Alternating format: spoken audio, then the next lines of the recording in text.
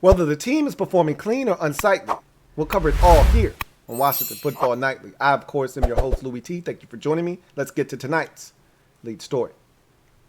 So, I was doing my podcast on Wednesday, and someone brought a comment up to my attention, and I thought it was a very pertinent comment. And it surrounded the quarterback position and what we should do. And I went off on a tangent as I commonly do.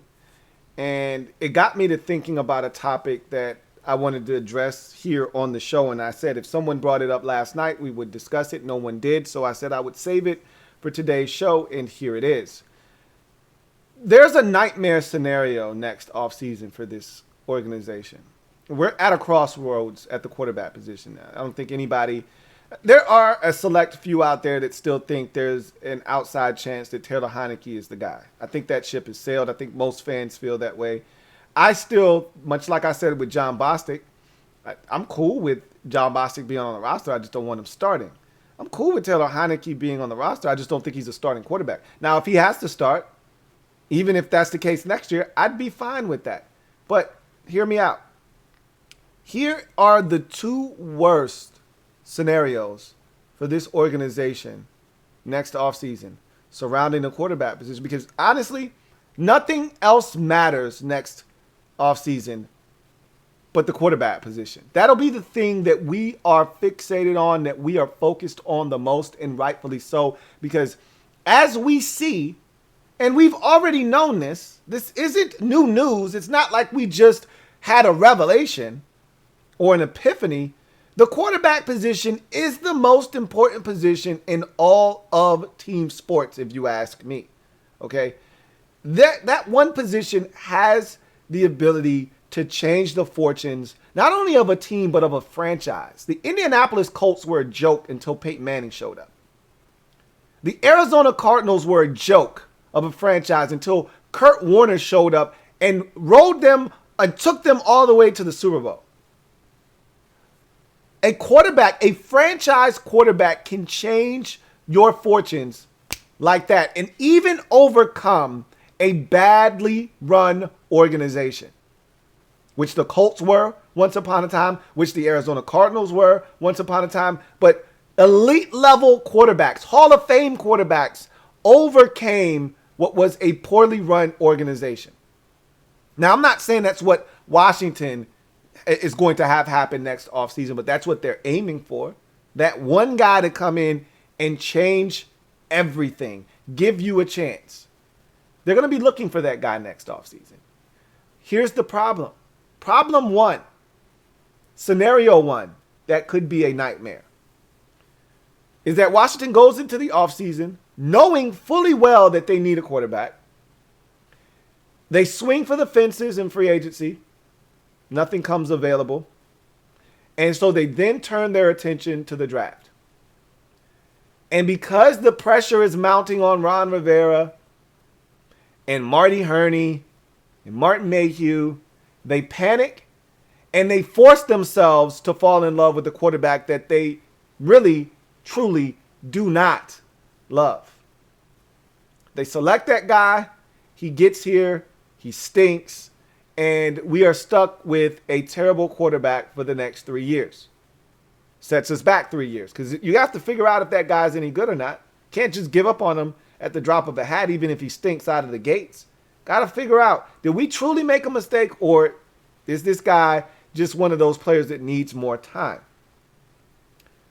That's scenario one, where you swing for the fences in free agency via the draft, or, quarterback becomes available. Like a Mitchell Trubisky, again, I don't see us being really, hard on for a guy like Mitchell Trubisky or anyone like him, or Marcus Mariota for that instance, for that matter. But you never know. But not getting a quarterback in free agency or via the trade route, and then forcing yourself to have to then draft a quarterback because you feel the outside pressure of needing a quarterback, needing to do something at that position. Scenario two is similar. but the outcome is slightly different. Nothing materializes in free agency.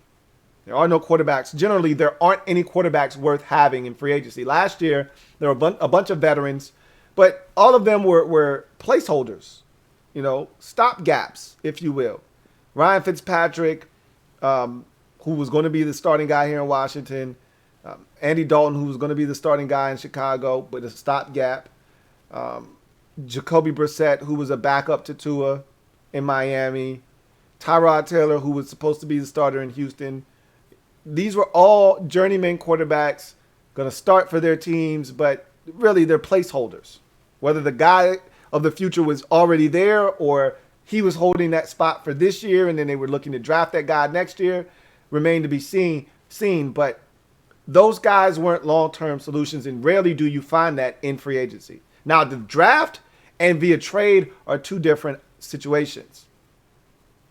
Washington probably won't find anybody via free agency, and I don't think trade is going to be a likely outcome for them this offseason either. Last offseason was an aberration. That's not something that happens every year where you've got this many really good quarterbacks, or that many, I should say, really good quarterbacks available via trade. That said, you go into the draft and you don't love any of the quarterbacks, which is very, very possible. And you say to yourself, we don't need to force the issue. Well, you got to do something at quarterback, right? Maybe they don't. Maybe they run it back. Maybe they bring back Kyle Allen, whose contract is expiring. Maybe they bring back Taylor Heineke, and they roll the dice with those two guys, and that's what's back at quarterback next year. That could be pretty damning if you're a fan and you don't think that either one of those guys are quarterbacks you can win with on a consistent basis. After the season that we may turn in this year, and there's still a lot of football left to be played, but could you imagine if we go 6-11 this year with Heineke under center? They choose not to bring Ryan Fitzpatrick back, which I wouldn't be shocked if they didn't. I wouldn't bring him back personally because really they viewed him as a one-year stopgap. Now, if he played out of his mind, they might decide to bring him back another year, similar to what the Jets did. But for all intents and purposes, he was supposed to be here for 1 year and then move on. Well, he got injured. They may just move on. But what happens if you're like, yeah, we're good on Fitzpatrick, or Fitzpatrick says, you know what? That injury made me see that I can live without football. I'm good. I'm going to go ahead and retire. Heineke is your only, guy left under contract because Kyle Allen's contract is up this year as well. But you decide to bring him back on a 1-year deal. And Heineke's got 1 more year left on his contract. And so you just roll to camp with those two guys. That's a pretty scary proposition if you're a fan and you don't believe in either one of those quarterbacks. But that could happen. I don't know if they will allow it to happen, but that could conceivably happen if you don't believe in any of the quarterbacks in the draft. That's scenario 2. And I want to add this caveat in there. Last offseason, I gave Martin Mayhew, Marty Herney, Ron Rivera and company a pass. Even though I thought they did some good things. And I still think that the moves made last offseason, Curtis Samuel, William Jackson III, Adam Humphries, et cetera, Ryan Fitzpatrick, they still have a chance to work out. All of them aren't going to work out, and Fitzpatrick may not work out here, but I think Adam Humphries can work out here, and I think he's actually been really good. He hasn't had enough opportunities. William Jackson III, he can turn things around. Curtis Samuel can get healthy and really be a key contributor here. Those moves may turn out to be outstanding maneuvers by this front office. But whatever those moves turn out to be, whether good or bad, whether Jamin Davis turns out to be a flop or he turns out to be a superstar or a solid player, whatever the case may be, whatever these moves turn out to be, De'Ami Brown and Sam Cosmi, I'm giving them a pass because those guys just got here. They didn't know this team. They were working from afar. And they may have had some working knowledge. They may have tried to bust their hump to get up to speed on what this organization was doing, but they hadn't been here. Fast forward the next offseason, they would have been here a full year. No excuses. You whiff on somebody, you make a mistake, it's on you. And I said that when Ron hired those guys. When he decided to get rid of Kyle Smith, I said, it's on you now. Every decision from here on out, it's on you. And he knew that when he made that decision. So I gave them a pass because those guys were just getting here. They were just getting their feet wet. It was like a whirlwind. Those guys got here in like maybe March, April. The draft happened just like that. They were in the seat and they were going. This year, however, they've been here for a full year. So now when that quarterback, whomever they choose, or if they don't choose, that's on them. Free agency, guys that come in here, whoever they choose, that's on them. All right, Scott Polian, another guy they brought in, that's on all of them. All of this is on Ron. These are all his guys that he brought in here. But this quarterback position is the most important decision of the upcoming offseason, and it's not even close. And there are two scenarios that could potentially be nightmarish. One features Washington drafting a quarterback that stinks, and the other is Washington not doing anything at the quarterback position. Now, we won't know if that quarterback stinks right off the bat. We won't know. But if they don't do anything, the real nightmare scenario for a lot of you is if they don't do anything at quarterback. And that's a realistic possibility. Okay, you need to start wrapping your brain around the fact that they may not love any of these quarterbacks. I don't want them to reach. I've already said this. They may not love any of these quarterbacks.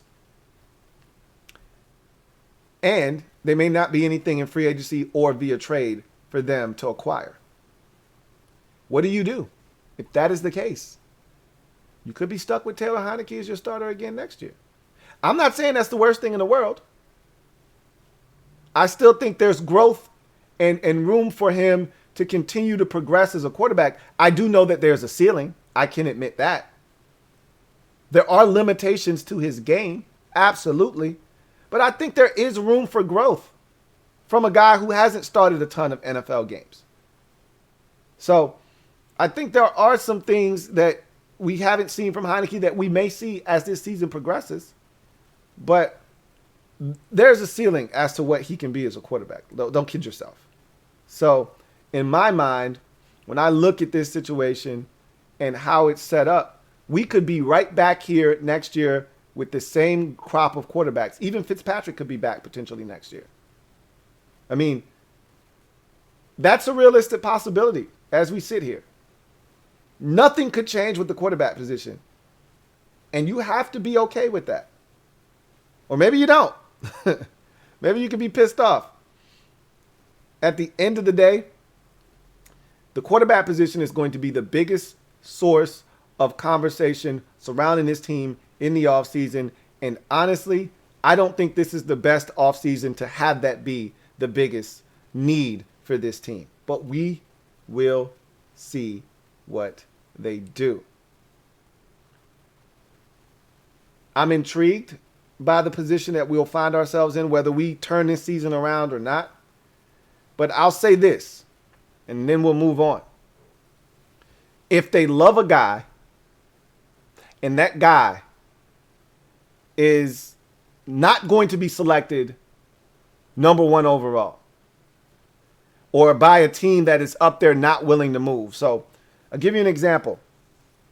Last year, Washington reportedly loved 3 quarterbacks.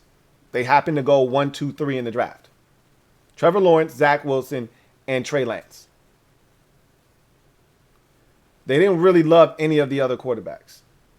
They liked Justin Fields. They didn't love Justin Fields. They weren't willing to do whatever it took to get their hands on Justin Fields. If you love a quarterback, and you could love those 3 quarterbacks, you weren't getting your hands on one of those 3 quarterbacks. Now, Trey Lance was available, but the 49ers made the move first. That was one of the earliest trade-ups we've ever seen in NFL history for a spot in the draft, because generally trades like that get done the day of draft because you got to see who falls to that spot before you trade up. The 49ers said, we don't really give a shit which quarterback is left. We know Lawrence and Wilson more likely than not are going to be gone. But in the event that one of them falls, we'd like to be there to catch them. But if both of those two are gone, we have no problems taking Trey Lance. None. I think Kyle Shanahan is regretting that decision. I think he wishes he would have taken Mac Jones. That's the guy that I think he wanted. But to me, Trey Lance fits his offense better than Mac Jones, and that will play itself out down the road. In any event, if you love a guy and you're Washington this offseason, didn't have to do it last offseason, would have been nice if you did, but you weren't in a position to do it. If you love a guy, you got to do whatever it takes. You got to give up whatever it takes to go and get that guy. You just better not be wrong. But if you love a guy in this draft, and let's say that there's not a consensus number one quarterback, people are all, and I think that's going to be the case this year, because there is no Joe Burrow, there is no Trevor Lawrence, there is no Andrew Luck in this draft class. There are going to be people all over the place, I think, on these quarterbacks. Because I don't think there's a definitive quarterback in this draft class. There is no Kyler Murray, a guy that's head and shoulders above the rest of the draft class of quarterbacks. I think they're all jumbled together. So if that is in fact the case, and there's one in that group of 5 to 7, because let's keep it a buck. 7 to 10 quarterbacks get drafted every year. Of those 7 to 10, 3 or 4 are actually going to get a chance to start. And 1 or 2 of those 3 or 4 are actually going to be good in the league. You've got to be able to pinpoint which one of those guys it is you love, and you got to make a beeline for them. And if that means going all the way up to number 2 or number 3, do what you got to do. But if you peg a guy and you love him, you go get him. If you don't force it. This is going to be a huge offseason for Ron and company. Because the quarterback position, we all see it. We all know. It is what it is. They got to fix it. And the problem this offseason is there may not be a fix for this team in the upcoming offseason. We'll see. Trust me, we're not the only team that needs a quarterback. Anyway, in other news, Coordinator Day. Del Rio, Scott Turner, also heard from Terry McLaurin today. Give you some brief comments from each of them, and then we'll get to our first look at the Denver Broncos. But before we do that, let's check on the injury report for both teams heading into this massive Week 8 showdown. And got a couple of comments from the Denver side of things as well that I want to address with you too. So let's get to these reports. So we start with Washington and what they look like on Thursday. And as you can see, we're in good shape. I already told you yesterday that of the, I think it's 12 guys that are on this list, I said, of these 12 guys, only 3 of them, I believe, are going to be out. De'Ami Brown, Sam Cosmi, and Curtis Samuel were the 3 guys. And I said we needed to watch Wes Schweitzer. He would be the 4th, but I said I think he's going to be fine because he didn't come out of the game last week. Doesn't mean a thing, but I said we needed to watch Wes Schweitzer. If he didn't practice, that neck injury was a lot more serious than we wanted to believe. Well, he was limited today, so that lets me know he's fine if he needs to go. If Sheriff is back, and this is the second straight day of practice for him, then Schweitzer won't be starting, and we may not need his services. However, it's good to know that if something were to happen to one of our guards, Wes Schweitzer is available and can go in the game. He practiced today, so that lets me know more than likely he'll be available for Sunday. The 3 guys that I told you I didn't think would play, De'Ami Brown, Sam Cosmi, and Curtis Samuel, all did not practice today. All pointing towards them missing the game on Sunday, which is fine by me. Again, all of those guys I think will be ready to go after the bye week, and that's the way it should be. Don't rush, especially Curtis Samuel. Don't rush him back. At this point, you got nothing to gain by putting him on the field and everything to lose if he re-aggravates the injury. Just give it more time to rest. So I think that looking at the report, I feel really good. If it stays the way it is right now and those 3 guys are out and the rest of these guys are available for Sunday, we're in good shape. As far as moving forward, if we stay relatively healthy in this game, we should be pretty clean injury-wise after the bye week. Logan Thomas should be activated after the bye week off of IR, and we should be back almost at full strength and ready to kick some ass at that point. I feel like, at least. So we'll see. Again, this game is huge, and we'll talk about that here in a second. Let's get to Denver's side of things, and there's an extra DMP today. Most of these guys, just like on our side, are going to play.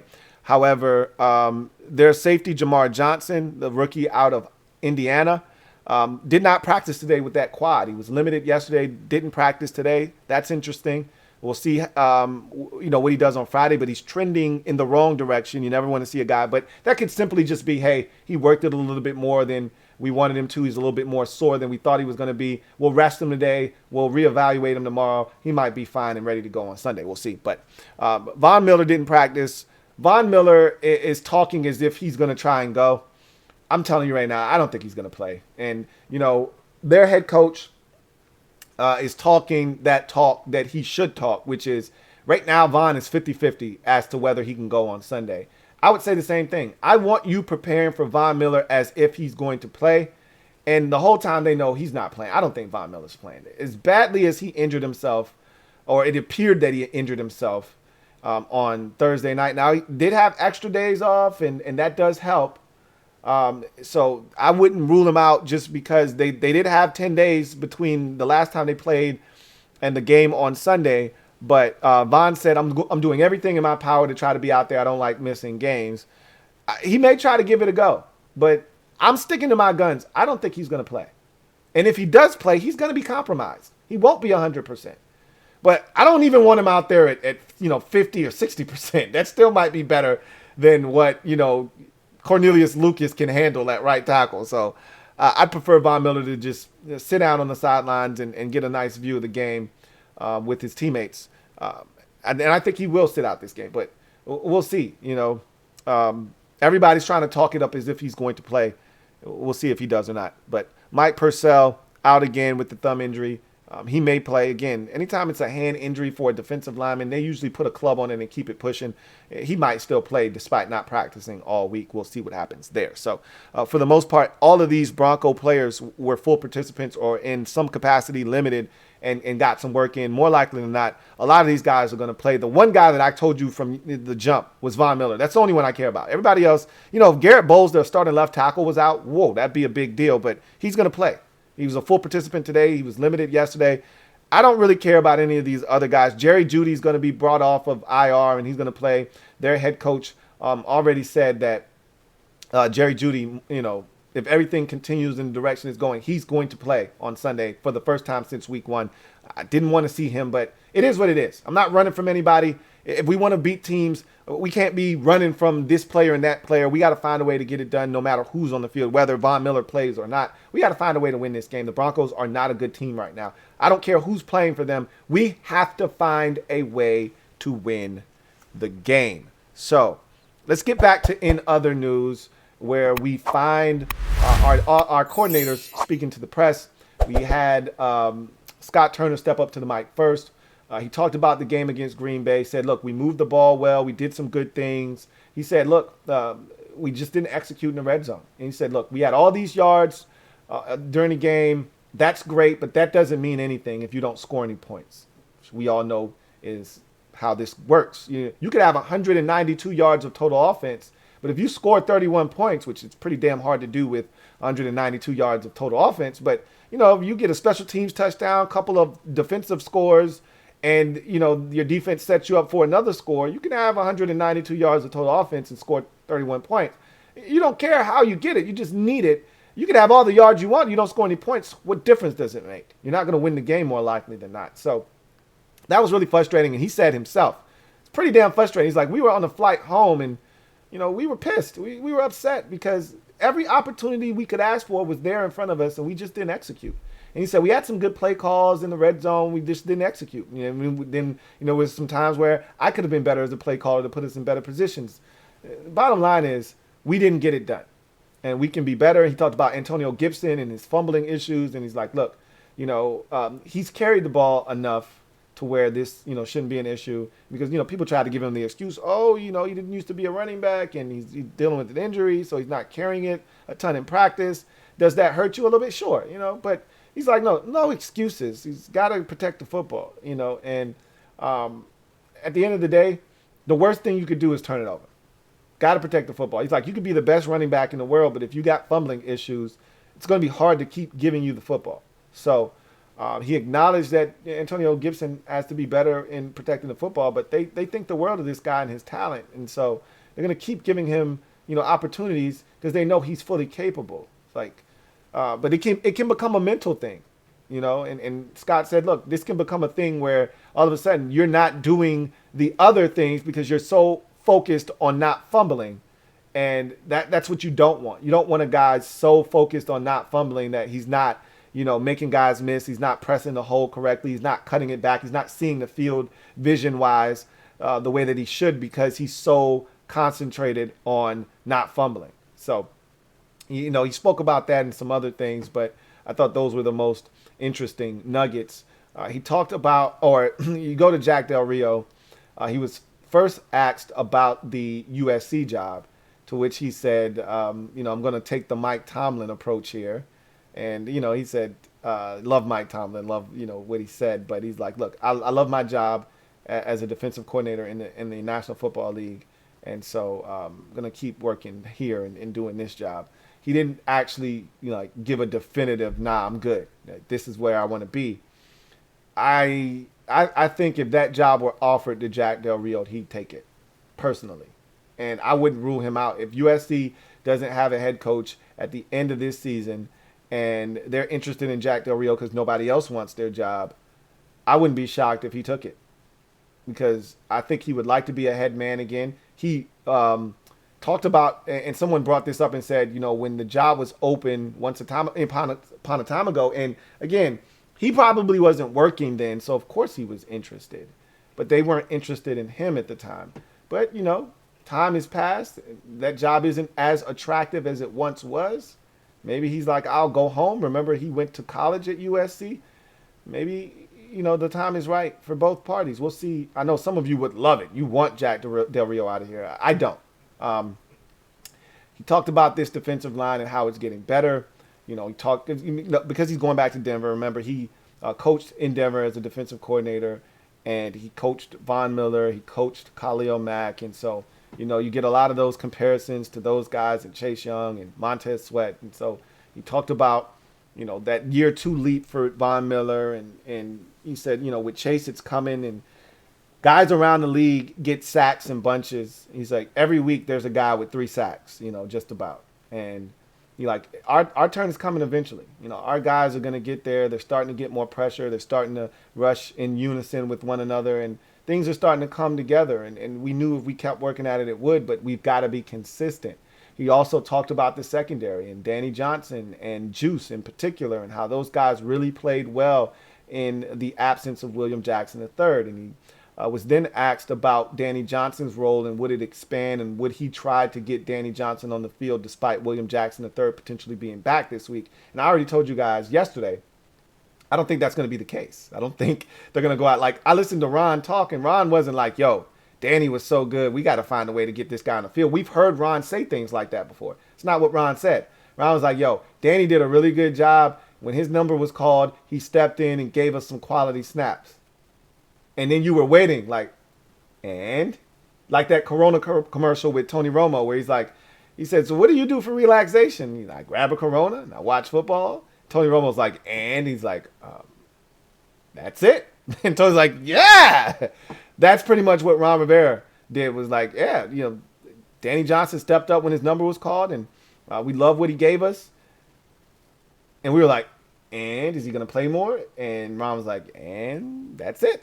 That's all I got for you. So that told me right then and there they appreciate Danny Johnson, but that doesn't mean he's going to get more snaps. William Jackson III is the guy that they signed in free agency that they think can be a game changer for them in that secondary. There's no way they're going to take him out of one of the cornerback roles. And again, if he comes back, I think Juice is starting to earn the starting reps opposite of William Jackson. I think Juice is starting to get to a point now where they're starting to have enough confidence in him that they don't need to yank him off the field. So Kendall Fuller then goes permanently into the slot as a nickel. And again, there's no space for Danny Johnson at that point. So Jack Del Rio pretty much said, no, we don't have to find space on the field for Danny Johnson. His number was called. He stepped up. We love the fact that if we have injuries or we have a situation that we have a guy we can count on to step in and do his job at a high level. But that's William Jackson III is ready. We about to go play ball with the dudes that, we came here to do, go to battle with. So I know that's not music to some of your ears. Let me just say this. Danny Johnson was really good. He wasn't like, oh my God, we got to find a way. Like, Danny Johnson was good. It was a breath of fresh air, but I still want to see what William Jackson III and Juice and Kendall Fuller look like, with more reps doing what they do. So the only way they're going to get better is if they play with one another, communicate, and get comfortable being on the field with one another. So, no, I'm not looking for Danny Johnson to steal reps from anybody. If he has to play, this is great to know. If he has to play, Danny can come in and there's no drop-off. But I think they want to go back to the way it was, and I don't blame them for that. And then Terry, he didn't talk about anything in particular other than wanting to high point the football, using his hands versus using his body, and things of that nature. And he was really in-depth in explaining that. But, that's what Terry is. He's long-winded. He gives you articulate, long answers. That's why the media loves him, because he's so detailed in how he breaks things down.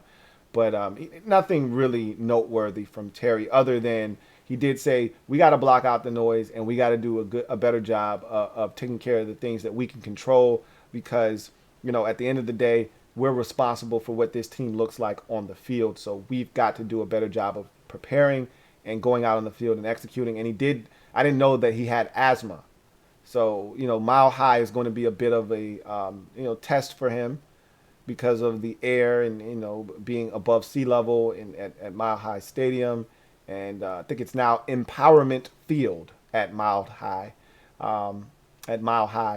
And he's pretty much been asking guys about, what can he do to prepare. And, pretty much they're like, look, just hydrate yourself. And, you're going to be out of breath early in the game. You're going to have to adjust. Your lungs are going to have to expand and adjust. It's going to be tough for you, that first drive or two. You'll adjust. Just keep hydrating yourself. You'll be fine. So he said, I'm working on that this weekend. We'll see what happens when the game gets here. So if Terry has to come out a couple of times early in the game, you know why. So let's transition to our first look at the game on Sunday versus the Denver Broncos. So as you know, Broncos are 3-4. They started out the season like gangbusters at 3-0. Since then, they've lost 4 straight games. The offense, which was playing really solid ball at the beginning of the season, has taken a nosedive. They have not been dynamic, explosive. They haven't been able to score a ton of points. They've been turning the football over, which you don't expect from a Teddy Bridgewater-led offensive attack, but they have been turning the football over. What they have done this season, though, is run the football with extreme efficiency. They've got a 2-headed monster running backfield of Melvin Gordon III and rookie Javonte Williams out of North Carolina. Both of these guys have been running very well. Obviously, Gordon III is the speed back of the two, and Javonte Williams has been a hammer this year. Yards after contact are way up. He gets what's there and then some.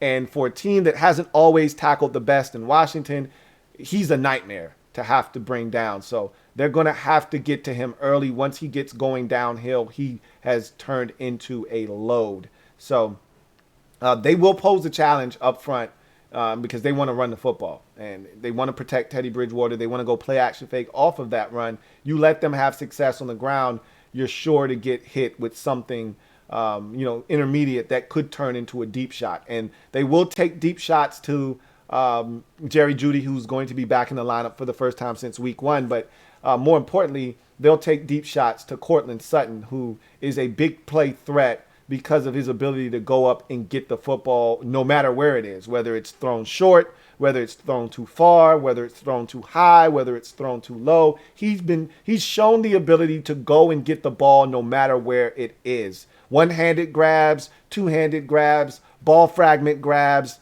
digging it out of the turf. You name it, he's done it, and he does it at a very high clip. So that's something that could be very problematic for us if we're not careful. But guys like him are the guys that William Jackson III tends to play very well against, because you don't have to worry about him running by you necessarily. You know, the speed guys are who scare me with William Jackson III, because, you know, then he's got to worry about the twitchiness and the stop and go and then accelerating. With a guy like Courtland Sutton, who's a bigger guy, more space for you to get your hands on him and then turn and run, I think William Jackson may be more comfortable in this game. We shall see. But there's a lot to this game that we will discuss tomorrow.